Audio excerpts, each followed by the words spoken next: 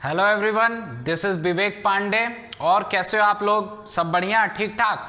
चलो बेटा, आज का लेक्चर स्टार्ट करते हैं। आज का लेक्चर बहुत ही इंपॉर्टेंट और इंटरेस्टिंग लेक्चर है बेटा, इसको आप लोग ध्यान से पढ़ेंगे।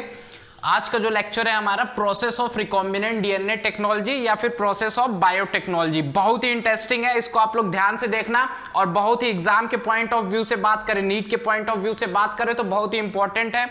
ओके, तो आप बेटा देखते हैं क्या है process of recombinant DNA technology. ठीक है, रिकॉम्बिनेंट डीएनए टेक्नोलॉजी के अंदर कौन कौन सी प्रोसेसेस हैं उनके बारे में आज हम लोग डिटेल में बात करेंगे। थोड़ा बहुत आइडिया मैंने इसके बारे में पहले आपको दे दिया है। Steps involve in are DNA technology, recombinant DNA technology के अंदर कौन कौन सी स्टेप्स आती हैं उसके बारे में इस लेक्चर में हम लोग डिटेल में बात करेंगे। ओके, तो और देख लेते हैं कौन कौन सी स्टेप्स हैं। फर्स्ट स्टेप होता है हमारा आइसोलेशन ऑफ डीएनए। जो हमारा डीएनए है उसको पहले हम लोग आइसोलेट करेंगे, जिसमें हमारा डिजायर्ड जीन होता है। ओके, फिर क्या करते हैं बेटा, देन सेकेंड स्टेप में fragmentation of DNA by restriction endonuclease. Fragmentation करेंगे उस डीएनए का by restriction endonuclease enzyme. Then third step जो है agarose gel electrophoresis for isolation of DNA. अब डीएनए को, उस फ्रैगमेंट्स को आइसोलेट करने के लिए, उसमें से अपना डिजायर्ड जीन निकालने के लिए हम लोग क्या करेंगे, जेल इलेक्ट्रोफोरेसिस। ओके, फिर उसके बाद में हम लोग करेंगे amplification of gene of interest by PCR, polymerase chain reaction के सहायता से हम लोग जीन का एम्प्लीफिकेशन करेंगे। ठीक है बेटा, देन उसके बाद में ligation of desired gene fragment into vector and दस फॉर्म रिकॉम्बिनेंट डीएनए। ठीक है, फिर जो हमारा डिजायर्ड जीन है उसको हम लोग वेक्टर के साथ में जोड़ेंगे with the help of DNA ligase enzyme और रिकॉम्बिनेंट डीएनए बना लेंगे। इसको हम लोग डिटेल में देखेंगे। देन उसके बाद हम लोग क्या देखेंगे, insertion of recombinant DNA into host cell या फिर ऑर्गेनिज्म। रिकॉम्बिनेंट डीएनए को कैसे इंसर्ट करते हैं होस्ट ऑर्गेनिज्म के अंदर। ओके, देन उसके बाद में selection of cells having r DNA. उन सेल्स का, जो सेल्स हमारी बनी है, ठीक है, तो मैंने आप लोग को बताया है 3 प्रकार की सेल बनती हैं, तो उसमें से हम लोग ट्रांसफॉर्मेंट विथ रिकॉम्बिनेंट को कैसे सेलेक्ट करते हैं इसके बारे में भी बात करते हैं हम लोग, steps involve in are DNA technology में। देन इसके बाद में हम लोग बात करेंगे obtaining the foreign gene product, foreign gene से कैसे प्रोडक्ट को ऑब्टेन करते हैं। देन उसके बाद में जो हमारी लास्ट स्टेप होगी डाउन स्ट्रीमिंग प्रोसेस। तो इन सब के बारे में हम लोग डिटेल में पढ़ेंगे बेटा, इसको आप लोग स्क्रीनशॉट लो, फिर आगे की बात करते हैं। चलो बेटा, अब एक एक करके हम लोग सारी स्टेप के बारे में डिटेल में पढ़ते हैं। ठीक है, तो फर्स्ट स्टेप क्या है हमारी रिकॉम्बिनेंट डीएनए टेक्नोलॉजी की, आइसोलेशन ऑफ डीएनए। ठीक है, DNA isolation from bacterial cell. मान लो बैक्टीरिया के सेल से हम लोग को डीएनए को निकालना है। सबसे पहले हम लोग डीएनए को आइसोलेट करते हैं। तो कैसे आइसोलेट करेंगे, क्या करेंगे और देखते हैं बेटा। मान लो कोई सेल है, क्या है, कोई सेल है, मान लो बैक्टीरियल सेल हम लोगों ने ले ली है। ठीक है, तो बैक्टीरियल सेल में क्या होगा, सबसे बाहर के साइड में इसकी सेल वॉल होगी। क्या होगी, सेल वॉल होगी। देन उसके अंदर क्या होगा, सेल मेम्ब्रेन होगा। तो बैक्टीरिया के सेल से अगर डीएनए को रिमूव करना है तो इनको तोड़ना पड़ेगा। तो इनको हम लोग कैसे तोड़ेंगे, बैक्टीरिया की सेल है, बताओ, तो बैक्टीरिया की सेल वॉल को हम लोग तोड़ने के लिए यूज करते हैं एंजाइम का, लाइसोजाइम का। किसका यूज करते हैं, लाइसोजाइम का। और इसकी सेल मेम्ब्रेन को तोड़ने के लिए क्या यूज करेंगे, लाइपेज का। ठीक है बेटा, सेल मेम्ब्रेन तो अगर आप तेजी से सेंट्रीफ्यूज भी कर दो ना, तेजी से घुमा दो मशीन के अंदर, तो भी टूट जाती है। ठीक है, लेकिन हम लोग क्या कर लेंगे, लाइसोजाइम एंजाइम का यूज कर लेंगे सेल वॉल को तोड़ने के लिए, और लाइपेज का यूज करेंगे सेल मेम्ब्रेन को तोड़ने के लिए। ठीक है बेटा, तो अब उसमें से निकल के क्या क्या मैटर बाहर आ जाएगा बेटा, बताओ। डीएनए आएगा हमारा, आरएनए आएगा और प्रोटीन आएगा। क्या क्या आ जाएगा, डीएनए, आरएनए और प्रोटीन। और हमें चाहिए क्या, खाली इसमें से डीएनए चाहिए। ठीक, तो डीएनए चाहिए तो क्या करना पड़ेगा, आरएनए और प्रोटीन को पचाना पड़ेगा। ठीक है, तो आरएनए और प्रोटीन को पचाने के लिए हम लोग क्या कर देते हैं, आरएनएज एंजाइम मिला देते हैं आरएनए को पचाने के लिए टेस्ट ट्यूब के अंदर, और प्रोटीन को पचाने के लिए प्रोटीएज एंजाइम मिला देते हैं टेस्ट ट्यूब के अंदर। अब ये हमारा आरएनए और प्रोटीन क्या हो जाएगा, डाइजेस्ट हो जाएगा। क्या हो जाएगा, डाइजेस्ट हो जाएगा। और हमें क्या मिलेगा, डीएनए। क्या मिलेगा, डीएनए। अब डीएनए मिल गया बेटा। अब डीएनए आंख से तो दिखाई नहीं देगा, तो क्या करेंगे हम लोग इसके अंदर चिल्ड एथेनॉल ऐड करेंगे। तो चिल्ड एथेनॉल ऐड करने से क्या होता है, डीएनए प्रेसिपिटेट हो जाता है, नीचे बैठ जाता है। क्या हो जाता है, प्रेसिपिटेट हो जाता है, तो दिखने लगता है। आप लोग एनसीईआरटी में फिगर देखना, वहां पे बनाया हुआ है, ठीक है। तो अब ये हमारा डीएनए हमको व्हाइट कलर का दिखाई देने लगेगा, ठीक है, चिल्ड एथेनॉल ऐड करने से। अब क्यों हम लोगों ने चिल्ड एथेनॉल ऐड किया, प्रेसिपिटेशन के लिए। किसके लिए, प्रेसिपिटेशन के लिए। अब जैसे ही हमारा डीएनए प्रेसिपिटेट हो जाएगा, अब हम लोग इसको क्या करेंगे, निकालेंगे। निकालने के प्रोसेस को बोलते हैं स्पूलिंग। क्या बोलते हैं, स्पूलिंग। हम लोग क्या करेंगे, एक रॉड की सहायता से, क्या करेंगे, रॉड की सहायता से इस डीएनए को इसमें से टेस्ट ट्यूब के अंदर से रिमूव कर लेंगे, ठीक है बेटा। तो जैसे ही टेस्ट ट्यूब के अंदर से हम लोग इस डीएनए को निकालेंगे रॉड से, इसी प्रोसेस को बोलते हैं स्पूलिंग। क्या बोलते हैं, स्पूलिंग बोलते हैं। ध्यान रखना, डीएनए सेपरेट करना है तो हम लोग कौन सा मेथड यूज करते हैं टेस्ट ट्यूब के अंदर से डीएनए को निकालने के लिए, स्पूलिंग, ठीक। अब हमारा डीएनए हमें मिल जाएगा, ठीक है। मान लो ये हमारा डीएनए मिल गया हमें, ठीक। अब डीएनए ऑब्टेन हो गया। अब क्या करेंगे बेटा, हम लोग सेकेंड स्टेप को फॉलो करेंगे, ठीक है। Fragmentation of DNA by restriction endonuclease. Restriction endonuclease enzyme के सहायता से इस डीएनए को क्या करेंगे, टुकड़े टुकड़े कर देंगे। क्या करेंगे, टुकड़े टुकड़े करेंगे। तो रेस्ट्रिक्शन एंडोन्यूक्लियस एंजाइम से हम लोग इसको ट्रीटमेंट देंगे, जिससे ये क्या होगा, कई सारे फ्रेगमेंट्स में टूट जाएगा, ठीक है बेटा। अब इसमें से हमें पता तो है नहीं, है ना, कैसे हमारा डिजायर्ड जीन कौन सा है, तो इसको पहले हमें सेपरेट करना पड़ेगा, ठीक है बेटा। तो इसके लिए हम लोग जेल इलेक्ट्रोफोरेसिस करते हैं। क्या करते हैं, इस डीएनए के फ्रेगमेंट्स में से अपने डिजायर्ड जीन को निकालने के लिए फिर हम लोग अब इसके बाद क्या करेंगे, जेल इलेक्ट्रोफोरेसिस। तो पहले आप लोग इसका स्क्रीनशॉट लो, फिर उसकी बात करते हैं। चलो बेटा, अब हम लोग बात करेंगे अपने नेक्स्ट स्टेप के बारे में, जिसका नाम है agarose gel electrophoresis for isolation of desired gene. Desired gene को उन फ्रेगमेंट्स में से आइसोलेट करने के लिए हम लोग करते हैं एगेरोस जेल इलेक्ट्रोफोरेसिस। इसके द्वारा हम लोग अपने डिजायर्ड जीन को आइसोलेट कर लेते हैं। क्या होता है और देखते हैं बेटा, ठीक है। तो एगेरोस जेल की एक प्लेट होती है। क्या होती है, एगेरोस जेल की एक प्लेट होती है इस तरीके से, ठीक है। इसमें हम लोग क्या करते हैं, यहाँ पे वेल्स बने होते हैं। क्या बने होते हैं, वेल्स बने होते हैं। इसमें हम लोग अपने फ्रेगमेंट्स को डाल देते हैं, यहां से डाल देते हैं बेटा, ठीक है। फिर इस पे एक साइड होता है कैथोड और दूसरे साइड होता है एनोड। अब क्या होगा, जैसे ही हम इन फ्रेगमेंट्स को डालेंगे, इसके अंदर एगेरोस जेल हमारा भरा हुआ है। अब क्या होगा, कैथोड, अब आप लोग को पता है कैथोड पे निगेटिव चार्ज है और एनोड पे पॉजिटिव चार्ज है, और हमारे डीएनए के ऊपर कौन सा चार्ज है, नेगेटिव चार्ज है। तो वो पॉजिटिव के साइड में अट्रैक्ट होना चाहेगा, तो पॉजिटिव के साइड में अट्रैक्ट होके ये इलेक्ट्रिक फील्ड में मूव करने लगेगा। अब बेटा एगेरोस जेल में छोटे छोटे पोर्स होते हैं। क्या होते हैं, पोर होते हैं। तो उसको वही ज्यादा दूर तक क्रॉस करके जा पाएगा जिसका साइज छोटा होगा, ठीक है बेटा। तो इस तरीके से ये देखो, जो सबसे छोटा वाला है वो आगे आ गया, जो सबसे बड़ा वाला है वो पीछे रह गया। अब बात आती है कि इसमें जेल इलेक्ट्रोफोरेसिस में हम पहचानेंगे कैसे कि हमारा डिजायर्ड जीन कौन सा है। तो यहां पे साइज लिखी होती है, ठीक है, 25 KB, 20 KB, 15 KB, 10 KB, 5 KB, ठीक है। तो कितने बेस पेयर्स हैं, यहां पे सारी सीक्वेंस लिखी होती है, उससे हम लोग मैच करा लेते हैं। मान लो जो हमें चाहिए था डिजायर्ड जीन 5 KB वाला चाहिए था, तो अब हम लोग इसको क्या करेंगे, यहां से जेल को काट के इसमें से निकाल लेंगे। और जेल में से काट के निकालना, एगेरोस जेल में से डीएनए को काट के निकालना क्या कहलाता है, इल्यूशन कहलाता है। क्या कहलाता है, इल्यूशन कहलाता है, ठीक। DNA are cut out from agarose gel. Agarose gel से कट करके डीएनए को निकालने को हम लोग क्या बोलते हैं, इल्यूशन। क्या बोलते हैं बेटा, इल्यूशन। ध्यान रखना, इल्यूशन। अब इल्यूशन के द्वारा हम लोगों ने अपने डिजायर्ड जीन को सेपरेट कर लिया। साइज से मैच करा लेंगे ना, साइज हम लोग को पता रहती है सारे जीन की, कौन सा किसका है, कितने केबी का है, ठीक है। तो अब हम लोग अपने डिजायर्ड जीन को निकाल लेंगे, ठीक है बेटा। और भी मेथड है इसको पता करने के, कंप्यूटर से हम लोग पता कर लेते हैं इसको निकालने के बाद में कि ये किस चीज का जीन है, ठीक है। अब डिजायर्ड जीन मिलने के बाद में हम लोग इसका यूज करेंगे रिकॉम्बिनेंट डीएनए बनाने में। किसमें, रिकॉम्बिनेंट डीएनए को बनाने में हम लोग यूज करेंगे। तो कुछ नहीं है, फ्रेगमेंटेड डीएनए को हम लोग डालते हैं एगेरोस जेल के प्लेट पे, ठीक है। इसमें क्या होता है, यहाँ पे वेल्स होते हैं, गड्ढे होते हैं, उसमें हम लोग गड्ढों में अपने डीएनए के फ्रेगमेंट्स को डाल देते हैं, ठीक है। अब ये फ्रेगमेंट्स इलेक्ट्रिक फील्ड में मूव करेंगे, जो सबसे छोटा वाला होगा वो एनोड के सबसे पास में आ जाएगा।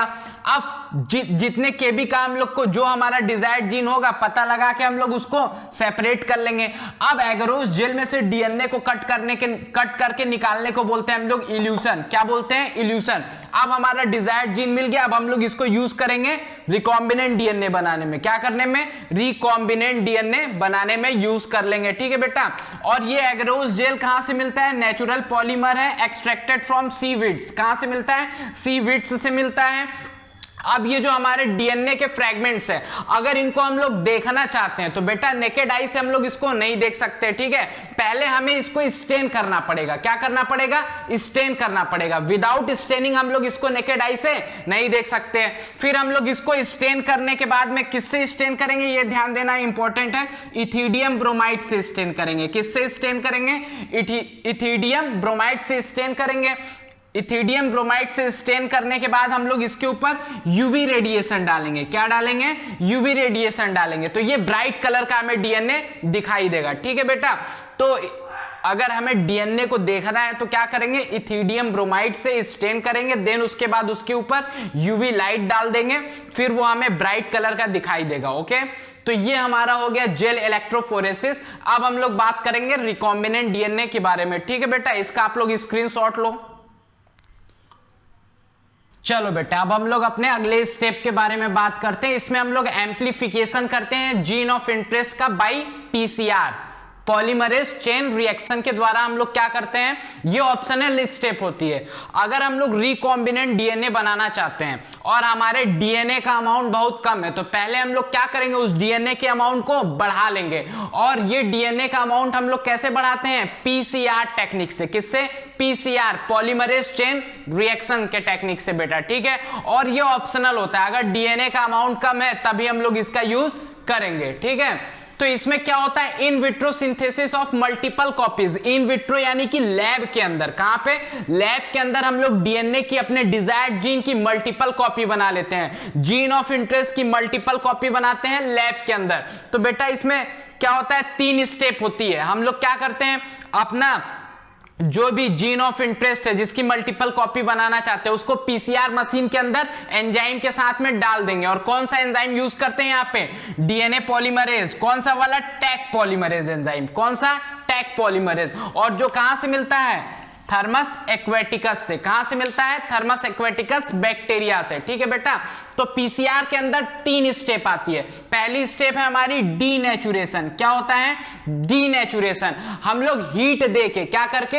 हीट देके जो हमारा डबल स्ट्रैंडेड डीएनए उसको डीनेचर कर देते हैं, दोनों स्ट्रैंड को अलग करते हैं। कितना डिग्री सेंटीग्रेड टेम्परेचर कर देते हैं? 94 डिग्री सेंटीग्रेड टेम्परेचर जैसे ही करेंगे हमारे दोनों डीएनए की स्ट्रैंड क्या हो जाएंगे? अलग। तो इसी को बोलते हैं डीनेचुरेशन। क्या बोलते हैं? डीनेचुरेशन। देन उसके बाद हम लोग करते हैं एनिलिंग। क्या करते हैं? एनिलिंग। ये कितने डिग्री सेंटीग्रेड पे होगा? 54 डिग्री सेंटीग्रेड में। इसमें क्या करेंगे? हम लोग प्राइमर्स को ऐड कर देंगे। ये हमारे सिंथेटिक प्राइमर होते हैं, लैब के अंदर हम लोग बनाते हैं। ठीक है, प्राइमर्स को ऐड कर देंगे। डीएनए के प्राइमर होते हैं, ध्यान देना है यहाँ पे। ठीक है, तो इनको हम लोग लैब के अंदर क्या कर देते हैं? ऐड कर देते हैं। इसी प्रोसेस को बोलते हैं एनिलिंग। क्या बोलते हैं? एनिलिंग। ठीक है बेटा, प्राइमर्स को ऐड कर दिया। अब डीएनए पॉलीमरेज इसका एक्सटेंशन कर देगा। तो जो थर्ड स्टेप होती है इसमें क्या होता है? एक्सटेंशन ऑफ डीएनए होता है। अब हमारा दो स्ट्रैंड मान लो थे यहाँ पे। ठीक है, अब दोनों स्ट्रैंड के ऊपर, टेम्पलेट स्ट्रैंड के ऊपर नए स्ट्रैंड बन जाएंगे। तो एक डीएनए से जैसे 2 डीएनए का फॉर्मेशन हो गया, इसी तरीके से हम लोग पीसीआर की साइकिल कई बार रिपीट करेंगे। तो अगर हम लोग 30 साइकिल चला दे तो 1 बिलियन टाइम तक हम लोग इसको बढ़ा सकते हैं। ठीक है, 1 बिलियन टाइम, 1 बिलियन गुना इसको हम लोग बढ़ा सकते हैं, इसके नंबर को। किसके? डीएनए के नंबर को 30 साइकिल से, खाली 30 साइकिल से। फॉर एग्जांपल कैसे समझो? 2 के पावर n लगा दो। ठीक है, तो अगर 2 के पावर n लगा दोगे तो जितनी साइकिल आपने चलाई है उसको यहां पे रख दो, तो कितना टाइम्स डीएनए का अमाउंट बढ़ गया है वो आ जाएगा आपका। ठीक है, तो पहली स्टेप क्या है? डीनेचुरेशन, जिसमें हम लोग 94 डिग्री सेंटीग्रेड पे डीएनए को क्या कर देते हैं? अलग अलग कर देते हैं, इनके दोनों स्ट्रैंड को अलग कर देते हैं। देन उसके बाद में सेकेंड स्टेप होती है एनिलिंग। इसमें प्राइमर्स ऐड हो जाते हैं। यहाँ पे प्राइमर्स ऐड होने के बाद में फिर एक्सटेंशन हो जाता है। क्या हो जाता है? थर्ड स्टेप में एक्सटेंशन होता है और नए स्ट्रैंड का फॉर्मेशन होता है टेम्पलेट स्ट्रैंड के ऊपर। ठीक है बेटा, तो इससे नए डीएनए के मॉलिक्यूल का फॉर्मेशन हो जाता है लैब के अंदर। ठीक है, इस टेक्निक को बोलते हैं पीसीआर। और यहाँ पे जो एंजाइम यूज करते हैं वो थर्मोस्टेबल होता है, हाई टेम्परेचर पे भी काम करता है। वो एंजाइम होता है टैक पॉलीमरेज। कौन सा एंजाइम है? Taq polymerase. और ये जो thermostable Taq polymerase DNA polymerase enzyme है, ये मिलता है एक बैक्टीरिया से जिसका नाम है थर्मस एक्वेटिकस। ठीक है बेटा, तो इसका स्क्रीनशॉट लो आगे, फिर हम लोग रिकॉम्बिनेंट डीएनए कैसे बनाते हैं उसके बारे में बात करेंगे। चलो बेटा, अब हम लोग बात करेंगे रिकॉम्बिनेंट डीएनए बनाते कैसे हैं। ठीक है, तो ligation of desired gene into vector. Vector में हम लोग डिजायर्ड जीन को जोड़ देते हैं, लाइगेट कर देते हैं with the help of DNA ligase enzyme, तो हमारा रिकॉम्बिनेंट डीएनए का फॉर्मेशन हो जाता है। तो रिकॉम्बिनेंट डीएनए कैसे बनाते हैं हम लोग? बेटा सबसे पहले हम लोगों ने जिस रेस्ट्रिक्शन एंजाइम से अपने डिजायर्ड जीन को कट किया था, जिस रेस्ट्रिक्शन एंजाइम से हम लोगों ने अपने डिजायर्ड जीन को कट किया था, उसी जैसे मान लो फॉर एग्जांपल ई को R1 से हम लोगों ने अपने डिजायर्ड जीन को कट किया था, तो सेम रेस्ट्रिक्शन एंजाइम से हम लोग अपने वेक्टर को भी कट करेंगे। क्या करेंगे? सेम रेस्ट्रिक्शन एंजाइम से अपने वेक्टर को भी कट करेंगे। अगर हम लोगों ने अपने डिजायर्ड जीन को ऑब्टेन करने के लिए ई को R1 रेस्ट्रिक्शन एंजाइम का यूज किया है, तो वेक्टर को भी कट करने के लिए हम लोग किसका यूज करेंगे? ई को R1 का। Cut by same restriction enzyme. क्यों कट करते हैं सेम रेस्ट्रिक्शन एंजाइम से? क्योंकि हमें स्टिकी इंड बनाने हैं। क्या बनाने हैं? स्टिकी इंड बनाने हैं। स्टिकी इंड रहेंगे तभी तो आसानी से दोनों डीएनए लाइगेट हो पाएंगे ना बेटा। ठीक है, तो ये हम लोगों ने दोनों को कट कर दिया, किससे? ई को R1 से। ठीक है, रेस्ट्रिक्शन एंजाइम से। अब स्टिकी इंड प्रोड्यूस हो गए। अब हम लोग अपने डिजायर्ड जीन को, ये हमारा डिजायर्ड जीन है, डिजायर्ड जीन को हम लोग किससे जोड़ देंगे? अपने वेक्टर से जोड़ देंगे। किससे जोड़ देंगे? वेक्टर से। अब इन दोनों को हम लोग डीएनए लाइगेज एंजाइम के सहायता से वेक्टर से जोड़ देंगे डिजायर्ड जीन को, और हमारे रिकॉम्बिनेंट डीएनए का फॉर्मेशन हो जाएगा। क्या हो जाएगा? रिकॉम्बिनेंट डीएनए का फॉर्मेशन हो जाएगा। अब बेटा रिकॉम्बिनेंट डीएनए बन गया, तो अब हम लोग इसका करेंगे क्या? ठीक है, इसको हम लोग अपने होस्ट में पहुंचाएंगे, होस्ट ऑर्गेनिज्म के अंदर पहुंचाना है ना इसे। तो इसको आप लोग पहले नोट करो, फिर आगे बात करते हैं कैसे पहुंचाते हैं। चलो बेटा, अब हम लोग बात करेंगे इंसर्शन ऑफ आरडीएनए या फिर desired gene into host cell. बेटा आरडीएनए के सहायता से भी हम लोग अपने डिजायर्ड जीन को होस्ट सेल के अंदर ट्रांसफर कर सकते हैं और डायरेक्ट भी कर सकते हैं। ठीक है, डायरेक्ट मेथड भी होते हैं कुछ, तो सबके बारे में बात करेंगे। ठीक है, हम लोग इनडायरेक्टली मतलब वेक्टर के सहायता से भी अपने डिजायर्ड जीन को सेल के अंदर भेज सकते हैं और डायरेक्ट भी भेज सकते हैं बिना वेक्टर के। ठीक है, तो दोनों मेथड के बारे में बात करेंगे। सबसे पहले हम लोग बात कर लेते हैं इनडायरेक्ट मेथड के बारे में। ठीक है, तो इनडायरेक्ट मेथड का मतलब होता है gene transfer by using vectors in bacteria, plant, animals. ठीक है, इसमें क्या करते हैं हम लोग? जीन का ट्रांसफर करते हैं बाय यूजिंग वेक्टर, इसको बोलते हैं इनडायरेक्ट मेथड। और डायरेक्ट मेथड में हम लोग क्या करते हैं? Gene transfer without vector. ठीक है बेटा, तो सबके बारे में डिटेल में बात करेंगे। पहले हम लोग जीन ट्रांसफर देखेंगे इनडायरेक्ट मेथड से कैसे हो सकता है। ठीक है, तो इनडायरेक्ट मेथड को अगर हम लोग सबसे पहले देखें, तो सबसे पहले हम लोग देखते हैं बैक्टीरिया के अंदर इनडायरेक्ट मेथड से कैसे जीन का ट्रांसफर कर सकते हैं, डिजायर्ड जीन का ट्रांसफर। ठीक है, तो इसमें हम लोग रिकॉम्बिनेंट डीएनए के सहायता से करेंगे। ठीक है बेटा, वेक्टर के सहायता से। मान लो ये हमारा एक बैक्टीरियल सेल है। क्या है? बैक्टीरियल सेल है। इसको हम लोग टेस्ट ट्यूब में ले लेंगे। क्या ले लेंगे? टेस्ट ट्यूब में ले लेंगे और अपना रिकॉम्बिनेंट डीएनए इसके साथ में डाल देंगे। तो बताओ बेटा, ये आसानी से इसके अंदर चला जाएगा क्या? नहीं जा पाएगा, क्योंकि डीएनए क्या होता है हमारा? मैक्रोमोलिक्यूल है और हाइड्रोफिलिक होता है। हाइड्रोफिलिक होता है तो ये प्लाज्मा मेम्ब्रेन को क्रॉस नहीं कर पाएगा। ठीक है बेटा, क्योंकि प्लाज्मा मेम्ब्रेन हमारी लिपिड नेचर की होती है। ओके, तो अब हमें क्या करना पड़ेगा? इसके लिए कुछ टेक्निक है जिसको हम लोग अपनाएंगे, तो जिससे ये हमारा जो रिकॉम्बिनेंट डीएनए है सेल के अंदर चला जाएगा। हम लोग क्या करेंगे?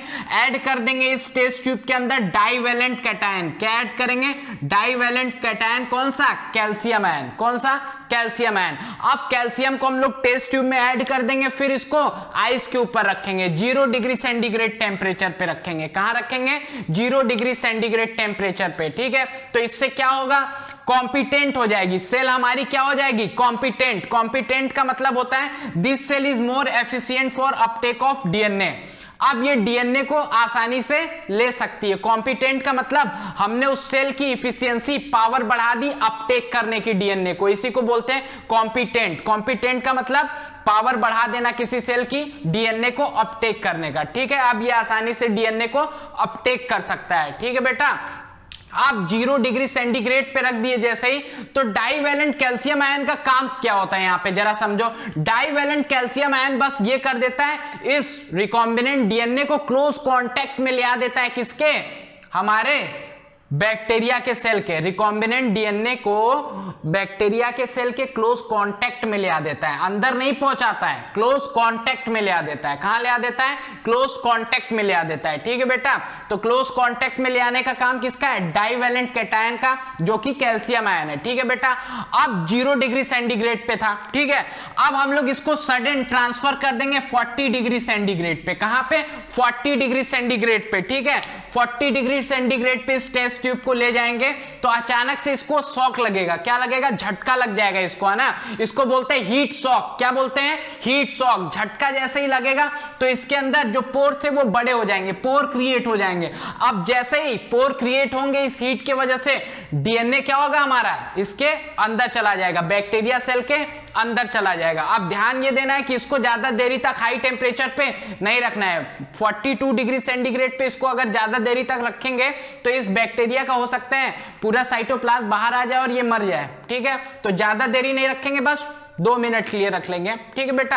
अब ये डीएनए, रिकॉम्बिनेंट डीएनए जैसे इसके अंदर चला गया, अब हम लोग क्या करेंगे, इसको फर्दर ट्रांसफर कर देंगे दोबारा से, कहां पे, आइस पे, 0 डिग्री सेंटीग्रेड पे। क्यों करते हैं, जिसलिए ये पोर क्या हो जाए, फिर से भर जाए और हमारा जो रिकॉम्बिनेंट डीएनए है वो सेल के अंदर रहे, ठीक है।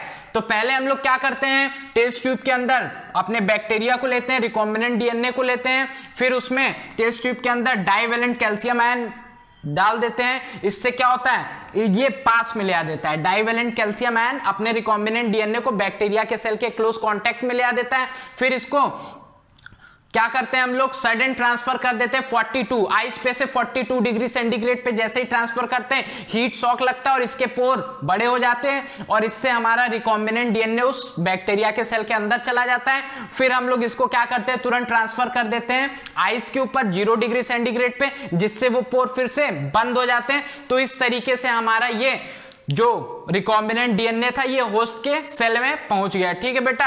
और इसको बोलते हैं हम लोग हीट शॉक ट्रीटमेंट। क्या बोलते हैं, हीट शॉक ट्रीटमेंट, ठीक है बेटा। तो इसको आप लोग नोट करो। फिर प्लांट के अंदर कैसे हम लोग रिकॉम्बिनेंट डीएनए को पहुंचाते हैं उसकी बात करते हैं। चलो बेटा, अब हम लोग बात करेंगे gene transfer in plants, okay. तो जीन ट्रांसफर का जो इनडायरेक्ट मेथड है, मतलब प्लाज्मिड के थ्रू हम लोग कैसे जीन ट्रांसफर करते हैं प्लांट में, उसके बारे में हम लोग डिटेल में बात करेंगे। ये हम लोग करते हैं एक बैक्टीरिया के हेल्प से जिसका नाम होता है एग्रोबैक्टीरियम ट्यूमीफेसियंस। क्या नाम होता है, एग्रोबैक्टीरियम ट्यूमीफेसियंस, ठीक है।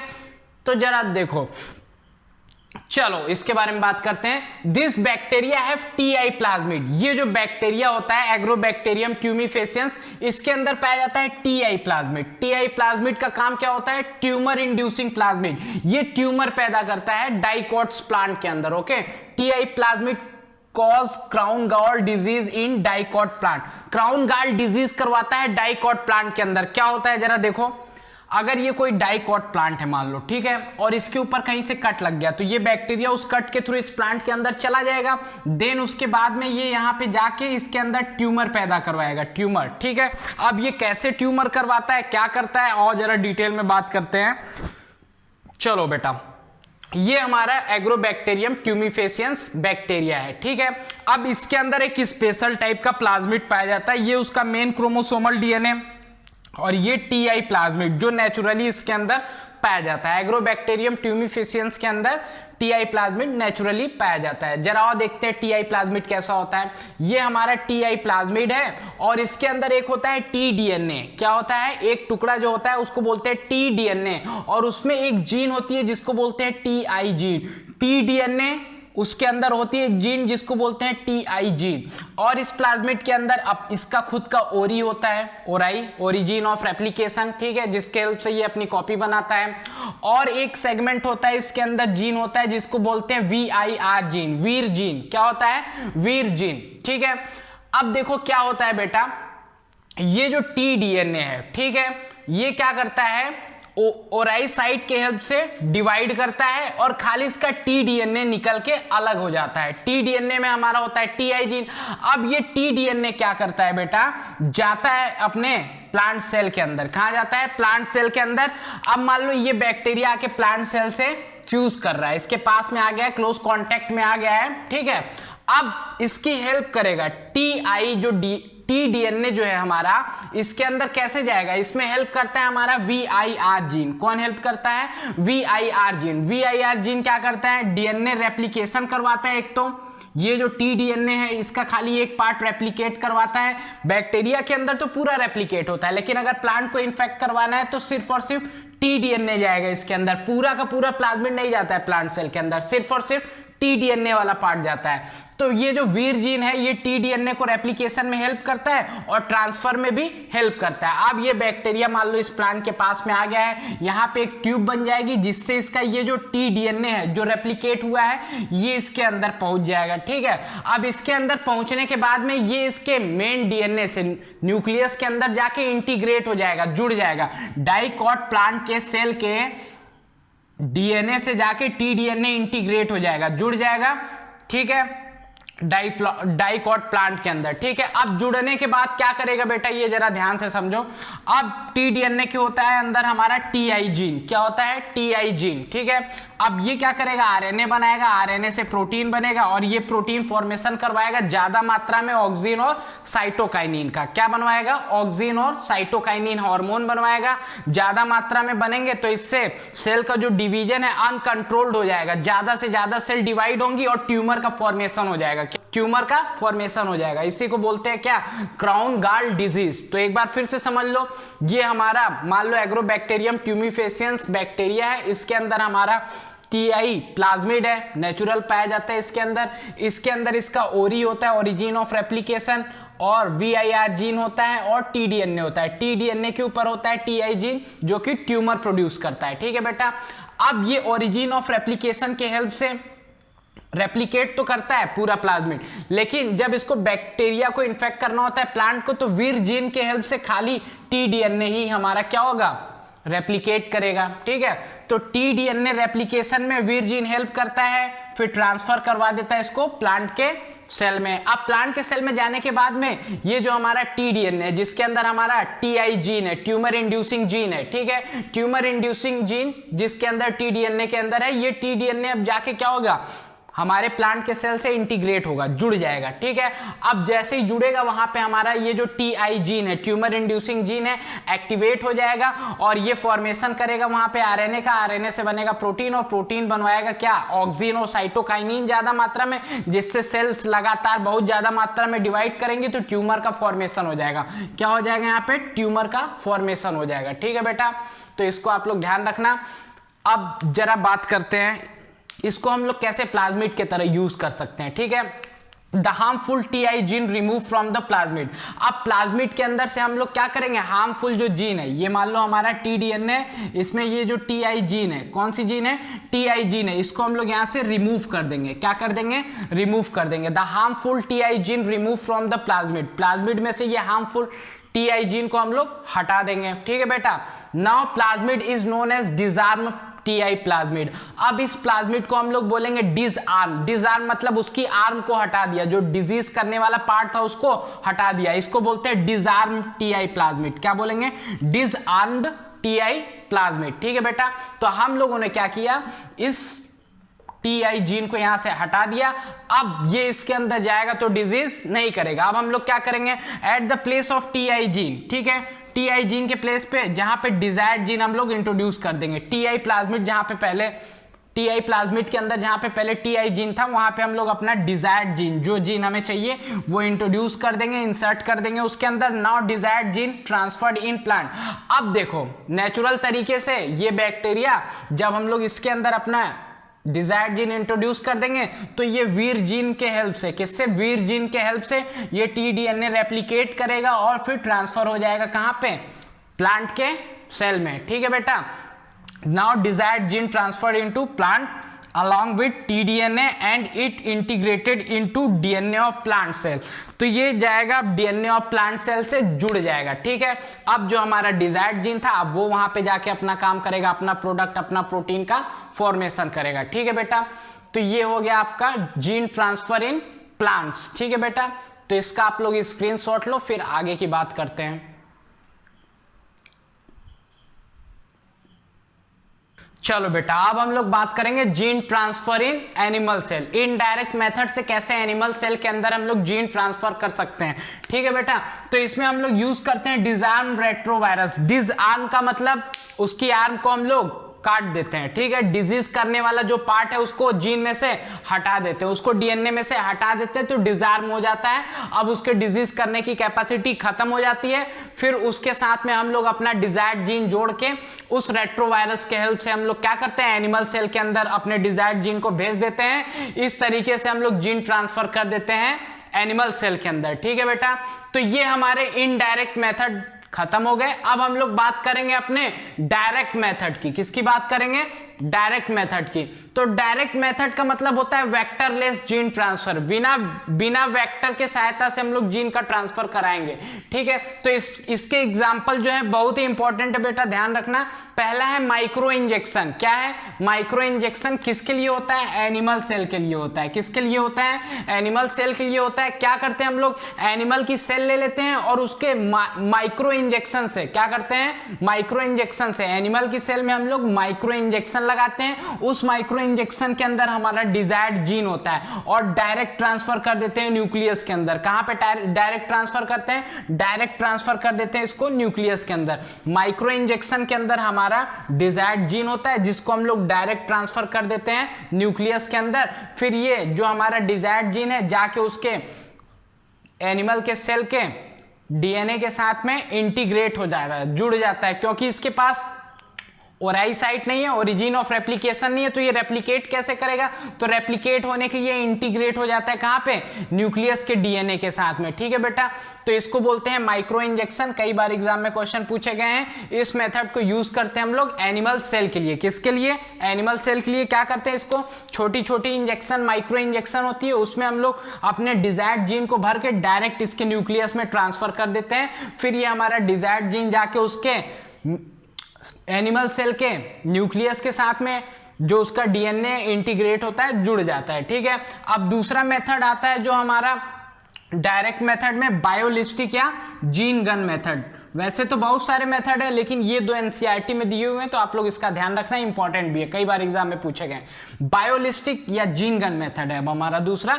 ये हम लोग यूज करते हैं प्लांट के सेल के लिए। किसके लिए यूज करते हैं, प्लांट सेल के लिए। ओके, इसमें क्या करते हैं, बॉम्बार्डिंग कर देते हैं किसकी, विथ माइक्रो पार्टिकल्स। अब ये माइक्रो पार्टिकल क्या होते हैं, गोल्ड और टंगस्टन के पार्टिकल होते हैं। क्या होते हैं, गोल्ड और टंगस्टन के पार्टिकल होते हैं। गोल्ड और टंगस्टन के पार्टिकल के ऊपर हम लोग कोटिंग कर देते हैं अपने डिजायर्ड जीन की। किसकी कोटिंग कर देते हैं, डिजायर्ड जीन की। ठीक है बेटा, तो गोल्ड और टंगस्टन के पार्टिकल पे हम लोग डिजायर्ड जीन की कोटिंग कर देते हैं, फिर उसको बॉम्बार्डिंग करते हैं। ठीक है, प्लांट के सेल पे। तो इससे क्या होता है, डायरेक्ट न्यूक्लियस के अंदर हमारा जो डिजायर्ड जीन होता है पहुंच जाता है। गोल्ड और टंगस्टन का यूज क्यों करते हैं, क्योंकि ये टॉक्सिक नहीं होते हैं। ठीक है बेटा, तो इसका आप लोग ध्यान रखना। अगर हम लोग बात करें डायरेक्ट मेथड की, वेक्टरलेस जीन ट्रांसफर की, तो दो एग्जांपल इसमें एनसीईआरटी में दिए। माइक्रो इंजेक्शन, जिसमें ये एनिमल सेल के लिए होता है, माइक्रो इंजेक्शन का यूज करके हम लोग डिजायर्ड जीन को डायरेक्ट न्यूक्लियस में ट्रांसफर करते हैं। और दूसरा है बायोलिस्टिक मेथड या फिर इसी को जीन गन मेथड भी बोलते हैं। ठीक है, फॉर प्लांट सेल होता है। किसके लिए होता है, प्लांट सेल। इसमें हम लोग बॉम्बार्डिंग कर देते हैं माइक्रो पार्टिकल की। छोटी छोटी गन होती है, क्या होती है, छोटी छोटी गन होती है। उसमें अपने जो गोल्ड और टंगस्टन के पार्टिकल है उसके ऊपर हम लोग डीएनए की कोटिंग कर देते हैं और उसी को फिर बॉम्बार्डिंग करते हैं। उसी गन के सहायता से हम लोग बॉम्बार्डिंग करते हैं प्लांट के सेल में। तो इसी को बोलते हैं बायोलिस्टिक या जीन गन मेथड। बेटा ये एग्जाम में कई बार पूछा है। ठीक है बेटा, तो आज की बातें यहीं तक, बाकी की बातें हम लोग अगले लेक्चर में करेंगे। और अगर आप लोग को वीडियो पसंद आया हो तो इसको लाइक करें और शेयर करें, और जिन लोगों ने चैनल को सब्सक्राइब नहीं किया वो लोग चैनल को सब्सक्राइब कर दें, जिससे आगे आने वाले वीडियोस की नोटिफिकेशन आप लोग तक पहुंचती रहे। और वीडियो कैसा लगा आप लोग को इसको कमेंट में जरूर लिख के बताएं बेटा। Thank you.